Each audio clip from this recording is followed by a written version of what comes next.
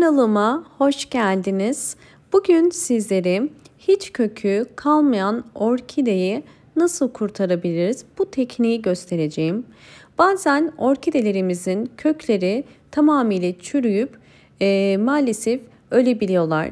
Böyle bir durumda hiç kökü kalmayan bir orkidenin neden bu hale geldiğini mutlaka bulmak gerekiyor. Belki bir mantar hastalığı ya da aşırı sulamadan kaynaklanan bir kök çürümesi ya da farklı bir hastalıktan dolayı muhakkak orkideniz köklerini kaybeder. Böyle bir durumda önemli olan önce orkidenizin bu hastalığını tespit edip buna göre tedavi uygulamak ve daha sonra da orkidenizde bir hastalık kalmadığından emin olduktan sonra gövde kısmını köklendirebilmek için değişik teknikler uyguluyoruz. Böyle bir orkidede odunsu olan kısmı temizliyoruz. Bu kısımda herhangi bir küf ya da mantarın olmadığından emin olun. Bakın kuruyan kökleri ben tamamıyla kesiyorum. Bu odunsu kısmı iyice temizledikten sonra biz orkidelerimizi kurtarmak için yeniden kökler çıkarabilmesi için değişik yöntemler deneyeceğiz. Evet, bu orkidemin gövde kısmını temizledim ve şimdi bu orkidemi kurtarabilmek için yeni kökler ve yapraklar çıkarabilmesi için orkidemi su kültürü uygulayacağım. Fakat bu uygulayacağım su kültürü diğerlerinden farklı. Bakın, bu odunsu kısım direkt suyun içerisine girdiği zaman ile küflenip maalesef gövdeyi tamamıyla kaybedebiliyoruz. Ben ise bugün sizlere odunsu kısmı suya koymadan sadece bakın bu odunsu kısma bir ip bağlayarak nasıl yeniden köklendireceğinizi göstereceğim. Böyle bir orkideniz varsa bakın burada küçük bir kök var. Fakat hiçbir kökü de olmayabilir. Önemli değil. Hiç kökü yoksa direkt gövdeye ipi bağlayabilirsiniz. Fakat bu şekilde küçük bir kökü varsa bu küçük köke ipi bağlayarak buradan da orkidenin yavaş yavaş suyu emerek köklendirmesine yardımcı olabilirsiniz. Evet, bu kadar yeterli. Şimdi ipi kesiyorum. İpin biraz suyun içerisinde olması gerekiyor. Bu yüzden biraz uzun kesin. Bu kadar yeterli. Ve şimdi bir bardağa çok az su koyuyorum.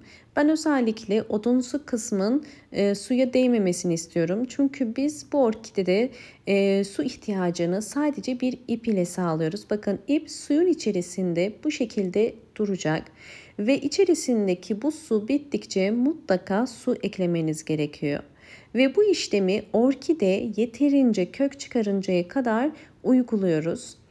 Bir orkidenin en az 4 tane kökünün olması gerekiyor. Ve orkidemizin 4 tane kök ya da 5 tane kök çıkarıncaya kadar bu suyun içerisinde tutacağım. Bu aşamada mutlaka bol ışık alan bir pencere kenarına da koymanız gerekiyor. Ve bu orkiden bu şekilde bakın, yakından da gösterdiğim zaman odunsu kısmı suya değmiyor. Sadece ip ile suyu sağlamış oluyoruz. Daha fazla su koymayın. Bu esnada size daha önce bu yöntemle köklendirdim bu orkidemi de göstermek istiyorum.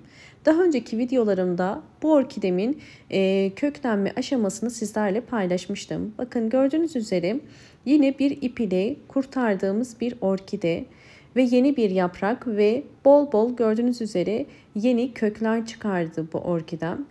Böyle bir ip ile orkidenize bu işlemi uyguladığınız zaman orkideniz yavaş yavaş suyu çekerek yeniden canlanıyor ve aktif kökler çıkarmaya başlıyor. Böyle bir orkidenin köklenebilmesi için mutlaka orkidelerinizin bol ışık alması gerekiyor. Direkt pencere kenarına koyabilirsiniz ve aynı zamanda bu orkidenize belirli aralıklarla sıvı bitki besinleri de verebilirsiniz. Bakın, bu da yine başka bir orkidem. Yine hiç kökü yokken gövde kısmına bağladığım bir ip ile bakın yeniden kök çıkarmaya başladı.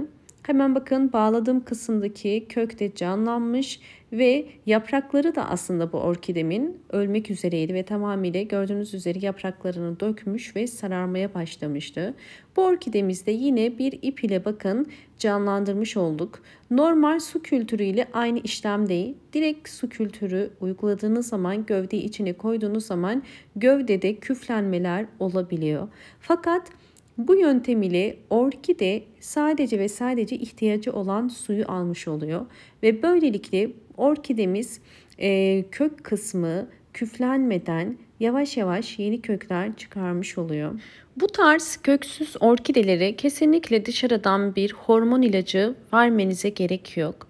Bu aşamada dikkat etmeniz gereken tek şey orkidelerinizin suyu azaldıkça, bittikçe su eklemeniz ve özellikle bu su yönteminde isterseniz 20 günde bir muz kabuğu suyu ya da bir yumurta kabuğu suyu ya da pirinç suyunu belirli aralıklarla bu orkidenize verebilirsiniz. Fakat dikkat etmeniz gereken tek şey bu tarz gübreleri sadece 1 ya da 2 saatliğine vermeniz. Yani günlerce bir yumurta kabuğu suyunun ya da muz kabuğu suyunun içerisinde kalmaması gerekiyor. Çünkü ipe bağlı olduğu için bu suda ister istemez koku yapar ve ipin küflenmesine sebep olabilir. Bunlar bizim uyguladığımız doğal sıvı bitki besinleri olduğu için bir ip ile uyguluyorsanız sadece 20 günde bir 2 saatliğine bu suda tutup daha sonra normal arıtma suyuna koyabilirsiniz. Özellikle gübre verip vermediğimi soranlar için bu kısmı da açıklamak istedim. Fakat hiçbir gübre vermeseniz bile sadece bir suyun içerisinde bol ışık alan bir yere koyarsanız yine orkideniz özellikle bu mevsim tam bir orkidelerin yeniden kök çıkarma, yaprak çıkarma mevsimi olduğu için çok iyi sonuçlar alabilirsiniz. Umarım bu videom sizler için faydalı olmuştur.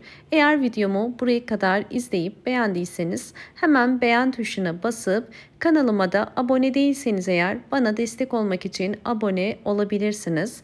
Bol bol yorumlar yapıp yorumlar kısmında da sorularınız varsa sorabilirsiniz. Hoşça kalın, sağlıkla kalın.